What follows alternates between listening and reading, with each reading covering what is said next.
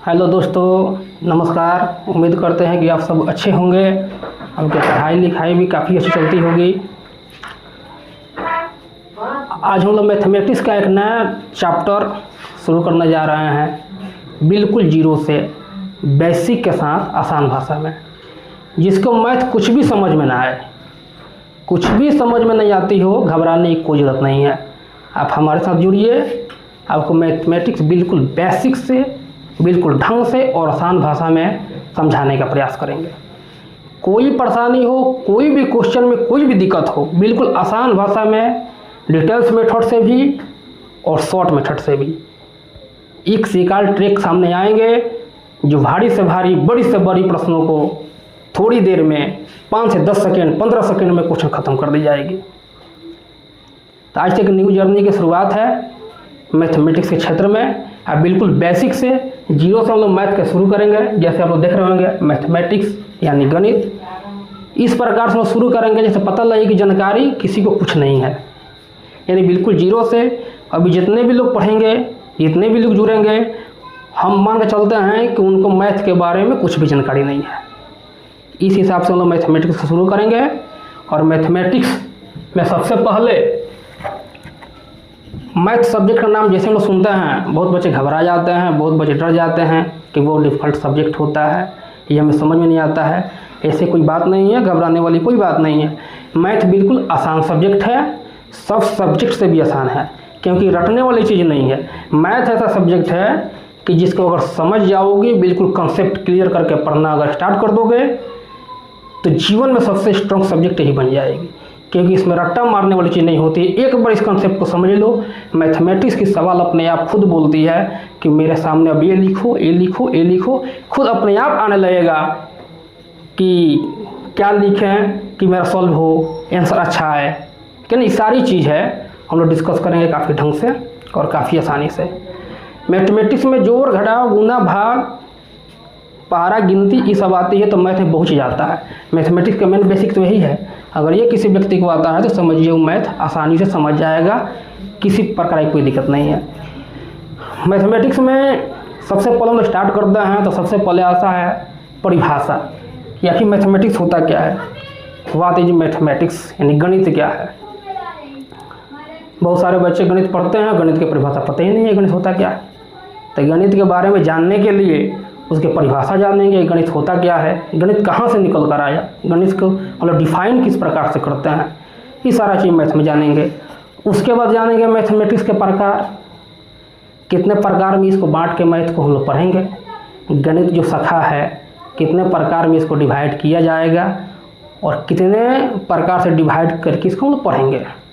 Second है कि math का पितामह यानी जनक किसे कहा जाता है, मैथ कहाँ से खोज हुई, मैथ की शुरुआत कैसे हुई, मैथ के पिता किसे माना जाता है, भारत में मैथ के पिता किसे माना जाता है, पूरा वर्ल्ड लेवल पे किसे माना जाता है, मैथ के जितनी शाखाएं हैं, जितनी ब्रांचेज है अलग अलग, उन सब की पितामह कौन है, आखिर उस पर खोज किसने किया, मैथ की शुरुआत किस प्रकार से हुई, ये सारी चीज़ जानेंगे। सबसे बड़ी चीज़ है कि यूज ऑफ मैथमेटिक्स, यानी मैथमेटिक्स का उपयोग, गणित का उपयोग हम लोग कहाँ कहाँ करते हैं, बहुत बच्चों को पता नहीं है।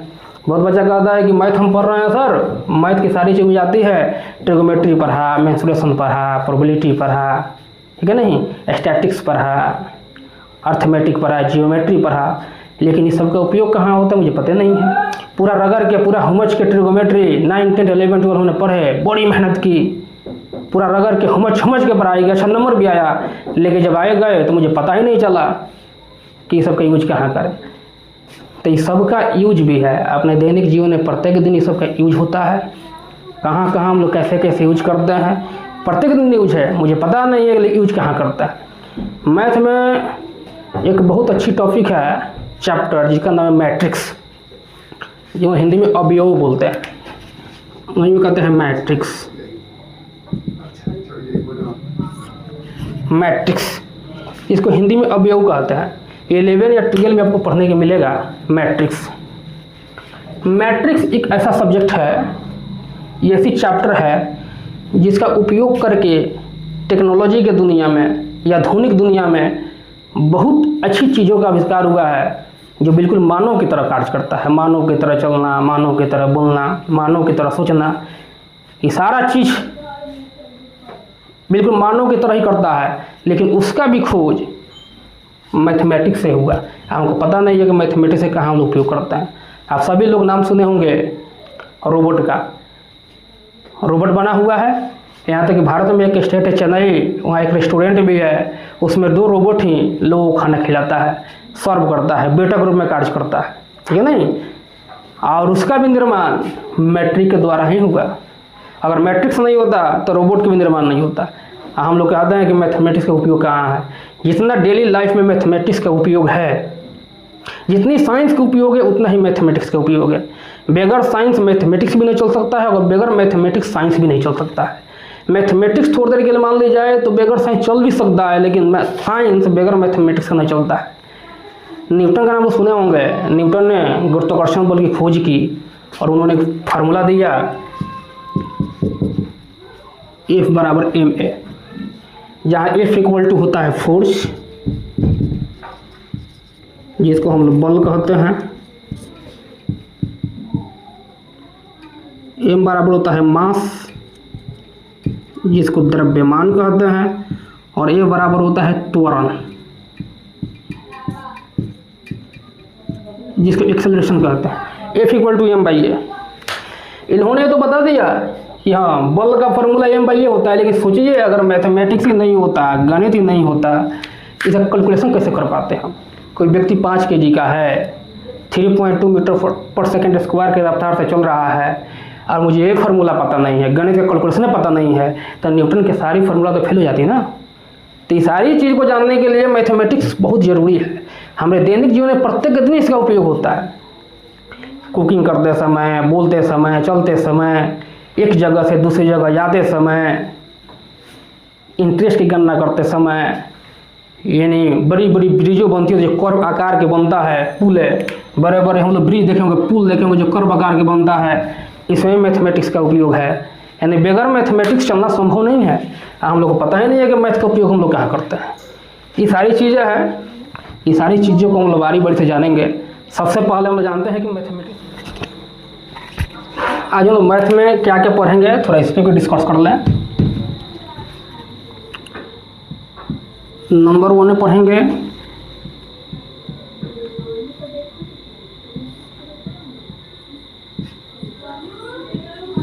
गणित क्या है। नंबर 2 में पढ़ेंगे गणित के प्रकार।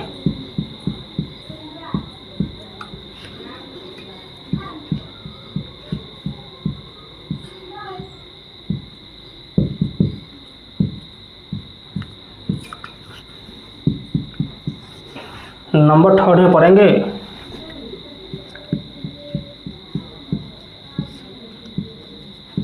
गणित का जनक।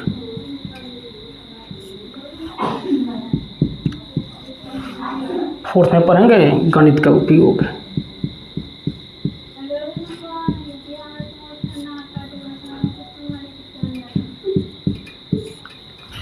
ये 4 टॉपिक आज हम लोग पढ़ेंगे। सबसे फर्स्ट गणित क्या है, यानी गणित का परिभाषा। सेकंड में गणित का प्रकार, गणित के ब्रांचेज कितने प्रकार में इसको बांटा गया है। थर्ड में है गणित का जनक, गणित का पितामह किसे कहा जाता है। और नंबर 4 में है गणित का उपयोग, हमारे दैनिक जीवन में गणित का उपयोग कहाँ कहाँ होता है। यानी what is mathematics, types of mathematics, father of mathematics, use of mathematics in daily life, use of mathematics in real life. इस 4 टॉपिक को हम लोग आज पढ़ेंगे, इसके बारे में जानेंगे। सबसे पहला टॉपिक गणित क्या है, इसको हम स्टार्ट करते हैं।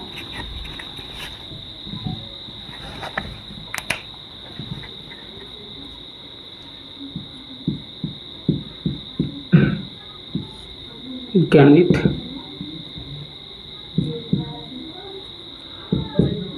इसको मैथ्स भी कहते हैं। गणित की अगर परिभाषा बनाया जाए तो गणित जो होता है, गणित वह विज्ञान की शाखा है जिसमें हम लोग, गणित विज्ञान की वो शाखा है जिसमें हम लोग सिंबल, नंबर्स, शेप्स एंड इनके बीच संबंधों का अध्ययन करते हैं। यानी गणित में जो पढ़ने वाली चीज़ है, सबसे पहला होता है संख्याएं, संख्या,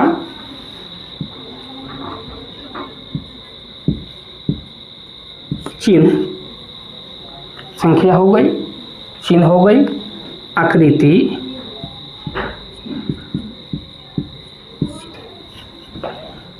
तथा इनके बीच संबंध। ये सारी चीज़ों को हम लोग गणित में अध्ययन करते हैं। संख्या हो गया, चिन्ह हो गया, आकृति हो गई, दिशा भी होता है, स्थान भी होता है। ये सारी चीज़ का जो संबंध निकल के आता है वो गणित कहलाता है। यानी इसका परिभाषा की बात की जाए तो गणित विज्ञान की वो शाखा है जिसमें नंबर यानी संख्या, चिन्ह यानी सिंबल, आकृति यानी शेप और इनके बीच संबंधों का अध्ययन करते हैं, वही तो गणित कहलाता है। इंग्लिश में से बोला जाए तो गणित इज द, इंग्लिश में बोला जाए तो mathematics is the branch of science in which study numbers, shapes, symbols and there mutual relation. ये चीज़ होता है मैथमेटिक्स। यानी गणित विज्ञान की वो शाखा है जिसमें हम लोग चिन्ह, आकृति और संख्याओं के बारे में अध्ययन करते हैं, यही कहलाता है मैथमेटिक्स। अब नेक्स्ट आता है types of mathematics. Types of mathematics,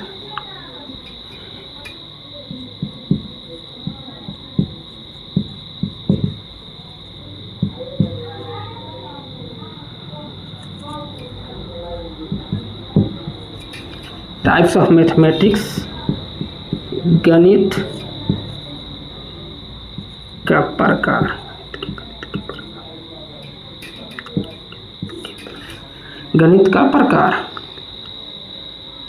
इसको डिवाइड किया गया है 4 भागों में। यानी इस ब्रांचें तो बहुत सारी हैं लेकिन इसको साधारण तौर पे 4 या 5 भागों में डिवाइड करके पढ़ेंगे। सबसे पहले होता है अर्थमेटिक।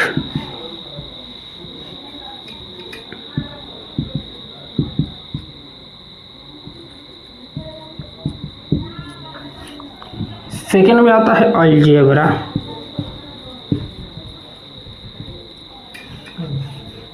थर्ड में आता है जियोमेट्री।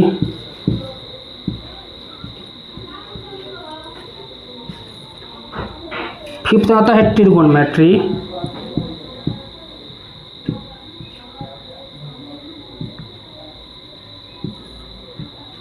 और फिफ्थ में आता है स्टैटिक्स।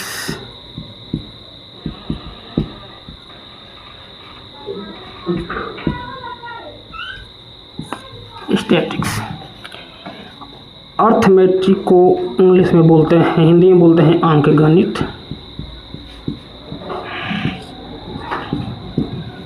अलजेब्रा को बीज गणित,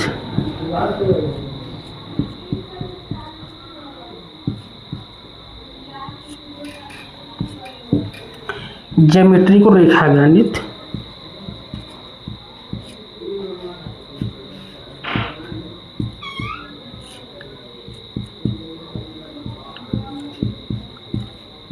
ज्यामिति कहते हैं। स्टैटिक्स को सांख्यिकी कहते हैं।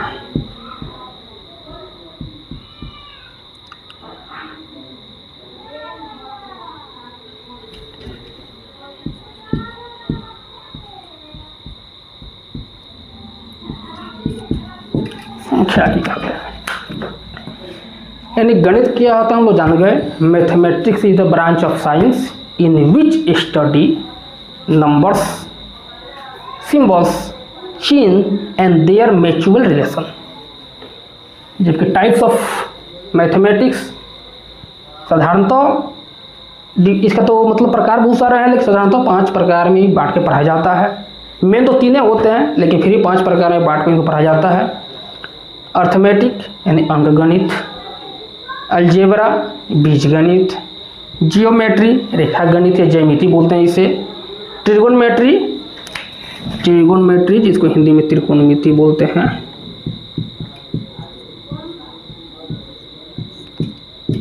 त्रिकोणमिति, स्टैटिक्स यानी संख्याकी बोलते हैं। ठीक है, इनके प्रकार हो गए अंकगणित, बीजगणित, रेखागणित, त्रिकोणमिति, संख्याकी। इस सब का चैप्टर अलग अलग है। जिस प्रकार से हम लोग चैप्टर को शुरुआत करेंगे, इसके परिभाषा, इसमें पढ़ी जाने वाली टॉपिक, रेखागणित क्या है, रेखागणित में कौन कौन टॉपिक पढ़ते हैं, कौन कौन से चैप्टर आती है, इसके बारे में जानेंगे। अलजेब्रा क्या है, इसमें कौन कौन सा टॉपिक आता है, इसके बारे में जानेंगे। ज्योमेट्री क्या है, रेखागणित, इसमें कौन कौन से चैप्टर, कौन कौन से टॉपिक आएंगे, इसको जानेंगे। फिर तक त्रिकोणमिति कि त्रिकोणमिति में कौन कौन सी सब्जेक्ट, कौन कौन से चैप्टर आते हैं, कौन कौन टॉपिक आएंगे, इनके बारे में जानेंगे। संख्याकी यानी स्टैटिक्स, इसमें क्या क्या संख्या आता है, कौन कौन से चैप्टर आता है, इसके बारे में जानेंगे। ये सारी चीज़ें ट्रिग्नोमेट्री का। अब रहा बात जनक का। अब देखिए, अंकगणित जो है, इनके जो पिता माना गया यानी फादर, अंकगणित के पिता ब्रह्मगुप्त को माना गया है।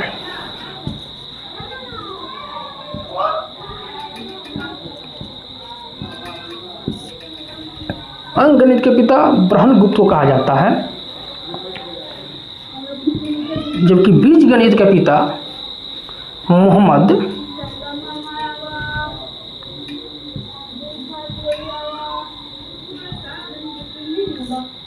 बीजगणित के पिता मोहम्मद इब्न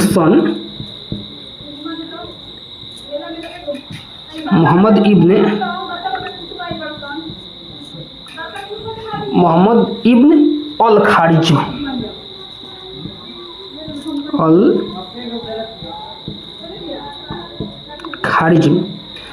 मोहम्मद इब्न अल खारिज्म कहा जाता है। रेखागणित के जो फादर हैं यानी पिता, यूक्लिड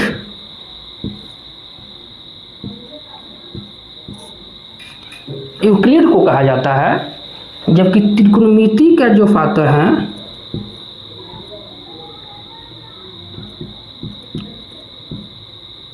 हिपार्कस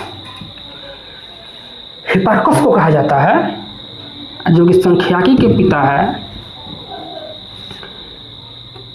इसके प्रकार को हम लोग जान लिए। अंकगणित के पिता भी जाने, अंकगणित के पिता ब्रह्मगुप्त, बीजगणित के पिता मोहम्मद इब्न अल खारिज्मा, रेखागणित के पिता, रेखागणित ज्यामिति के पिता यूक्लिड, त्रिकोणमिति के पिता जो होते हैं हिपार्कस को माना जाता है, जबकि संख्याकी के पिता रोनाल्डो फिशर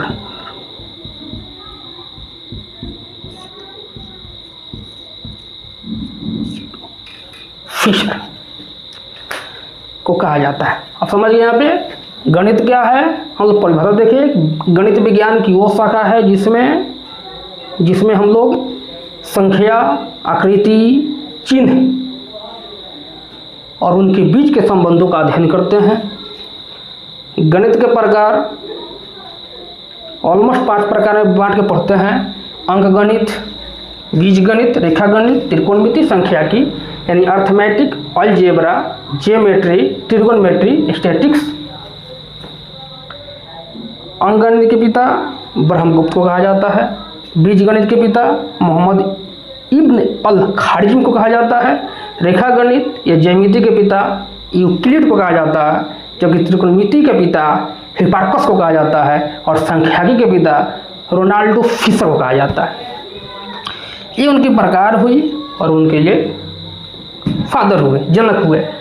अब रहा बात कि इनकी शाखाओं के तो पिता निकल गए, लेकिन गणित का पितामह किसे कहा जाता है, इसके बारे में जाने। गणित के फादर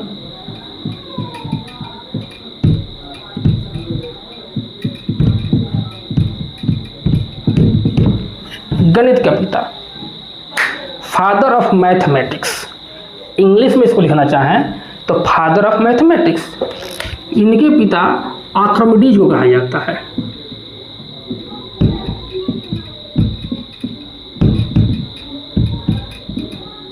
आर्किमिडीज एक यूनानी साइंटिस्ट थे।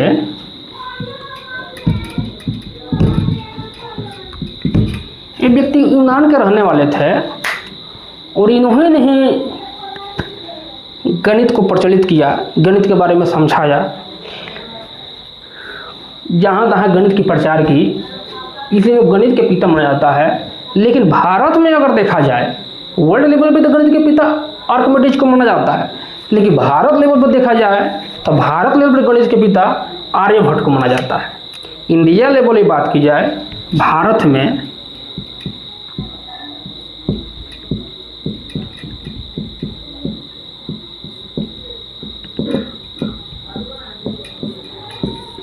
गणित के पिता आर्यभट्ट को माना जाता है।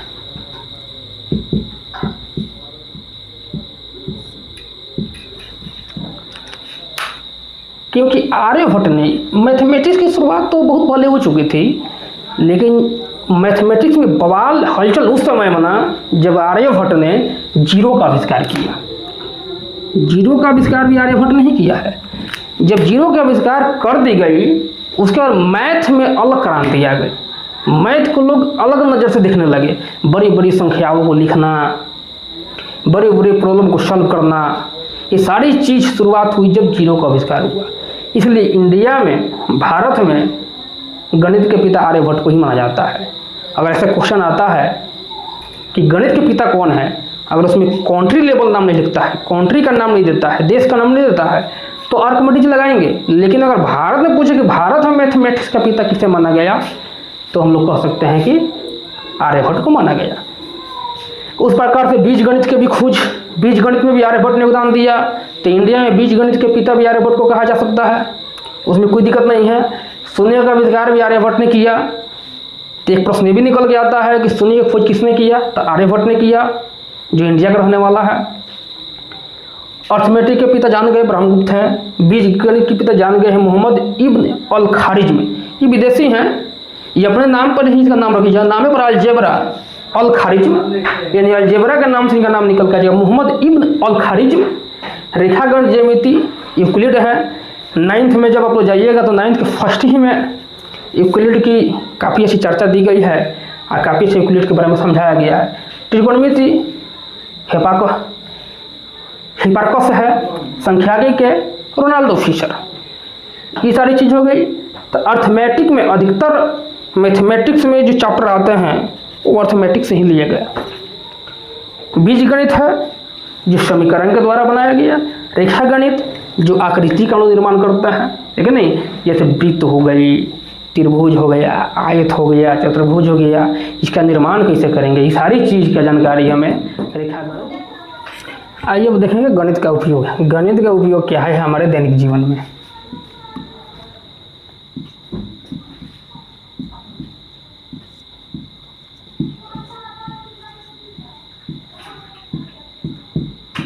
गणित का उपयोग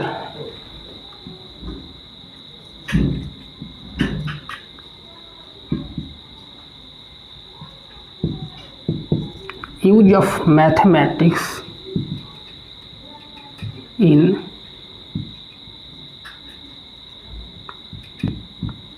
रियल लाइफ।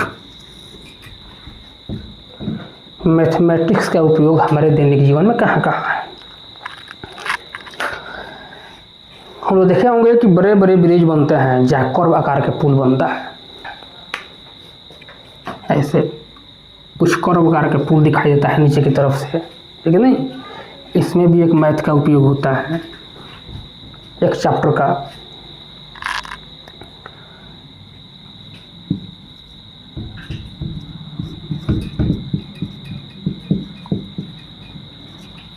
पुल बनाने में।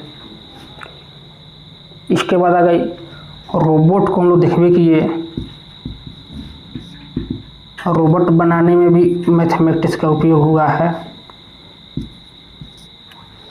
बनाने में, पुल बनाने में हो गई, रोबोट बनाने में हो गई, यहाँ तक कि जब हम लोग डीएनए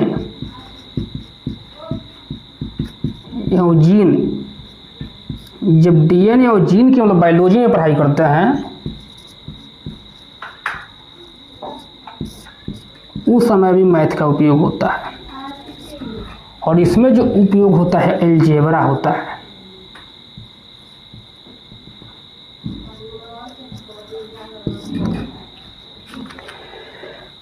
कर्व आकार के जो फूल देखते हैं इसे बनाने में जो उपयोग होता है समाकलन। ये जो कैलकुलस के नाम से जानते हैं। रोबोट बनाने में जो बताया चैप्टर का जिसका उपयोग होता है वो मैट्रिक्स है, जिसको अवयव के नाम से जानते हैं। डीएनए जीन की जहाँ हम लोग पढ़ाई करते हैं, इसकी जहाँ संरचना बनती है, इसका जहाँ मतलब इसकी जानकारी हम लेते हैं, वहाँ मैथ के अलजेब्रा का उपयोग होता है। इस प्रकार से अपने दैनिक जीवन में हिसाब किताब जहाँ करते हैं, हिसाब किताब का रख रखाव, ये सारी जानकारी देना ही कौन करता है? परसेंटेज यानी प्रतिशत करता है।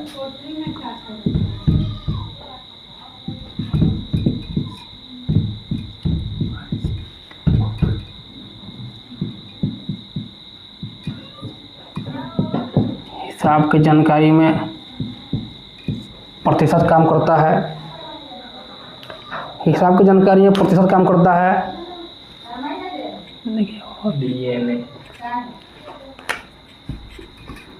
सॉरी,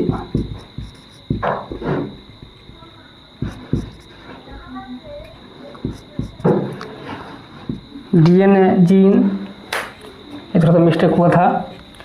ये सारी चीज़ें मैथमेटिक्स का उपयोग होता है। अपने जो भी हिसाब किताब रखते हैं प्रतिशत का उपयोग होता है। उसके बाद कहीं हम जा रहे हैं, अब मान लीजिए 5 किलोमीटर गए, 10 किलोमीटर गए, मेरा कितना खर्च लगेगा, फिर आने में और जाने में कितना डिस्टेंस हुई, कितना समय लगेगा, ये सारी कैलकुलेशन के लिए समय दूरी चैप्टर का उपयोग करते हैं। ये जीवन में सारी चीज़ें मैथमेटिक्स का ही उपयोग है। इसके बाद चलिए स्टैटिक्स हो गई। स्टैटिक्स संख्या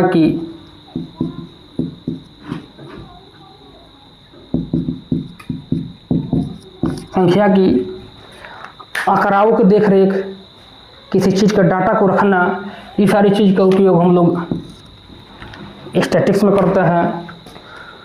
उसके बाद हम लोग कहीं जाते हैं, किसी चीज़ के लिए तैयार होते हैं, बहुत सारी कपड़ा हम लोग के सामने पड़ी रहती है, कौन सा कपड़ा पहने, कौन सा कपड़ा सूट करेगा, या मौसम ख़राब है, बारिश होगी कि नहीं होगी, यहाँ से जा रहे हैं वो एक्सीडेंट हो जाए क्या होगा, ये सारी चीज़ जानकारी हम लोग को देती है। प्रोबेबिलिटी, परिकता, ये सारी चीज़ें मैथमेटिक्स का ही टॉपिक है। तो ये सारी यूज है मैथमेटिक्स का जो लोग दैनिक जीवन में करते हैं। सबसे अच्छी मैथ यूज है ट्रिगोनोमेट्री का। इसके बारे में जानते हैं हम लोग। ट्रिगोनोमेट्री का उपयोग जिसको बोलते हैं sine theta, cos theta, tan theta, cot theta, cosec theta, sec theta, ये सब हटाई होती है ना जी। ट्रिगोनोमेट्री